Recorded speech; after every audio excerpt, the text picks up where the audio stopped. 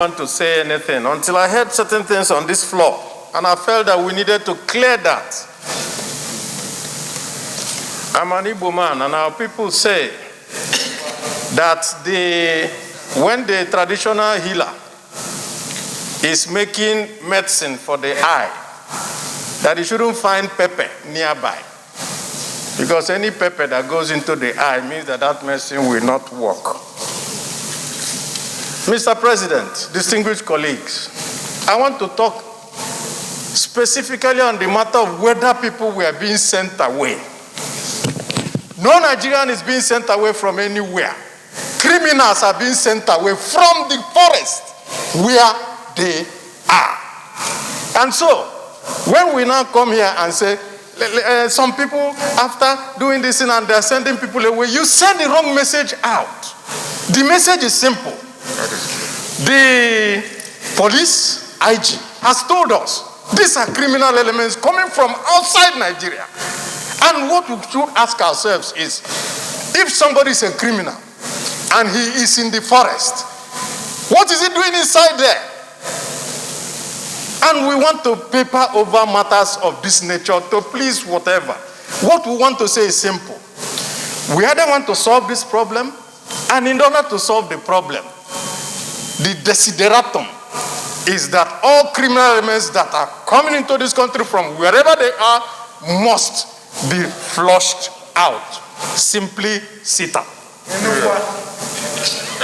I would like to start by saying that perhaps the title or the caption of this motion should have been, instead of general insecurity in Nigeria, should be the menace of Fulani herdsmen in Nigeria.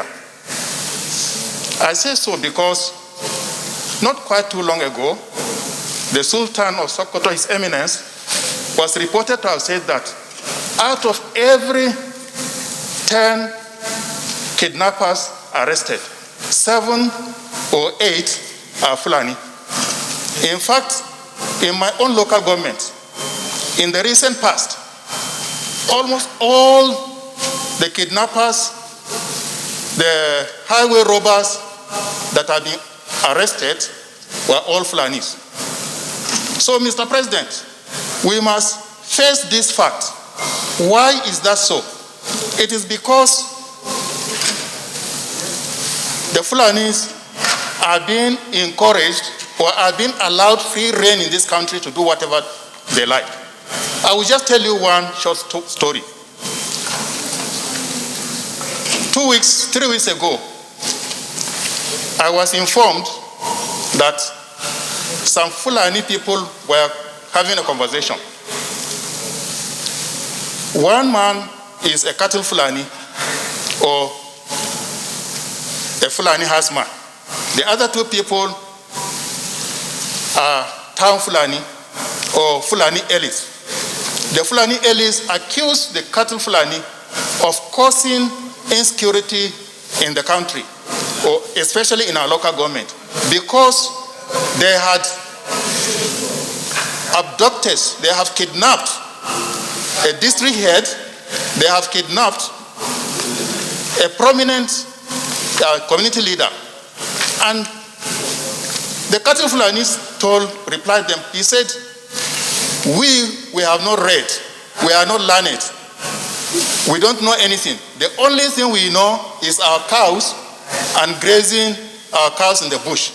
It is you, learned Fulani people, that buy guns and give us and send us on missions. So, Mr. President, we must face this fact that these people are being supported in high places. It must stop. Thank you very much.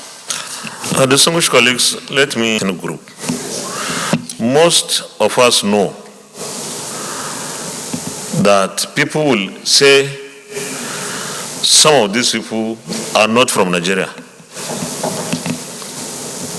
Many people assert that we get people from outside the country. So I will advise that we stick to these criminal elements without calling Fulani, because Fulani is an ethnic group. they are not also spared. Many Fulanis are killed. So we need everybody on board in the fight to win against criminality. So I just want to guide us this way. Distinguished Senator Chimaroke Nnamani. Thank you. At this time, Mr. President, like my colleagues have said, we have a national crisis on our hands. And it's a national crisis that has been devoid of leadership, both politically and morally. And we must say it the way it is. We must say it the way it is. Mr. President, let me give you a little statistics.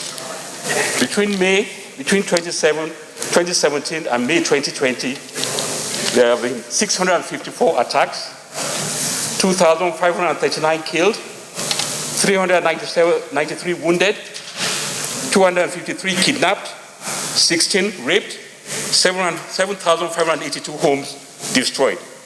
That is an analysis that has been done by a research firm that is based in Brussels on what has happened in this country.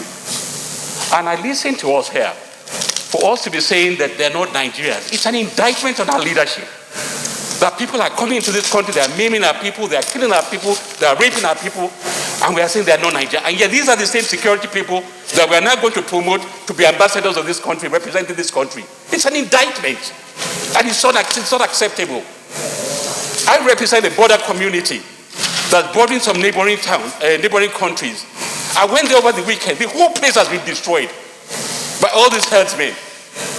People's earnings, people's lives has been destroyed. People that are taking all these cattle away, they are doing it as a business. And these people, their own lives are being destroyed because somebody else's business, they say they are trying to feed their cows. It is upsetting. And we must rise up to this occasion. This country is at the precipice of a civil war or even falling apart, or of a failed state. So, Mr. President, I rise that the president needs to speak and calm the nation and talk to the nation. Mr. President, here we are. We're just looking at what has just recently happened in America now. In 1 month, the president has passed over 30 executive orders. The president can pass an executive order banning open grazing, banning the criminality of carrying ammunition, guns and AK-47s when you are going. Enumerate all these herdsmen. There are actions that he can take immediately, but nothing is being done. I so rest my case. Senator Cole. No tribe should be mentioned. That is very correct and true. I will also agree with the minority leader when he says the issue is national. That is also true. Now, what I'm going to say is that the herders that trespass this country, not all of them are Nigerians. That is absolutely true. My constituency is not on the border, but near the border, just neighboring Yobe State. And every year, herders either driving camels or cows or goats and sheep come across immediately after harvest, and they sack the farmers, they take away their harvest, and if they resist, they kill them. This has been going on for more than 20 years. And I have been raising that issue in my local community, in the Emirate Council. And we have written to the immigration to stop them from coming in, and the customs, but nothing has happened. Now they are spread all over Nigeria. And I can tell you, sir, that I have seen a video where so-called Fulanis, I'm sorry to mention that, herders were occupying a place somewhere, I think either in Oyo or Ogun or somewhere. And the video was indicating where these people grouped in one place, and the language they speak was French. because I understand French a little bit. So what we are supposed to do in this chamber is to find solution, not to narrate stories of sorrows. So please, let us address ourselves to the solution. The people are already here, and they are spread all over Nigeria. So let's find a solution, either how to get rid of them or how to arrest all of them, because they are criminals. They have no tribe. Crime has no tribe. There are only two tribes in the whole world: good people and bad people. Thank you, Mr. Chairman. Thank you very much. It has a religious dimension, and that is Boko Haram. That is threatening the northeast, northwest, and the north central now. We have to rise to the occasion to get it done. The other issue to get at it is the governors that are negotiating with criminals and bandits. We have to look at it seriously and advise against that. They negotiate with them, arms them to continue doing more because people will listen to them. The other issue is the other dimension. If there's a farmer header crisis, and the solution to it is ranching. People have said that moving cattle up and down is a way of life. There was a time when we used to be naked. We don't wear clothes. That was our way of life before.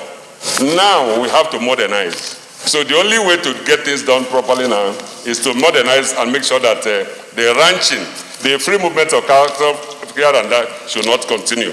That's the solution to it. The other issue why if you check the land space between the south and the north, we have more land space in the north than in the south.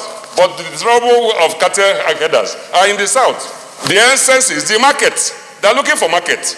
Because in the north, the cattle is not, cow meat is not consumed. But we consume it more in the south.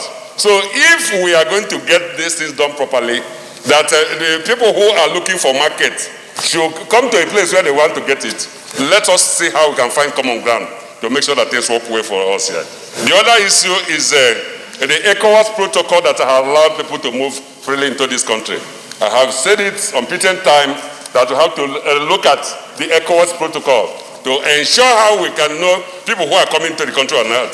And even the visa on arrival that has been given is something that is not helping matters.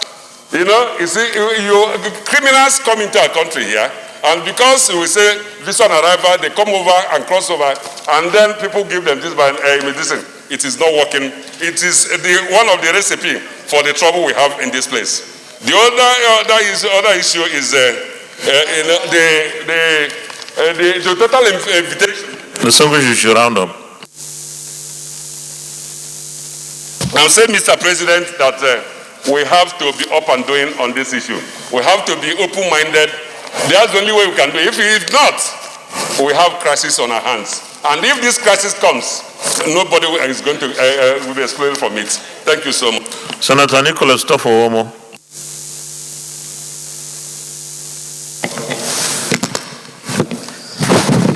Thank you, Mr. President.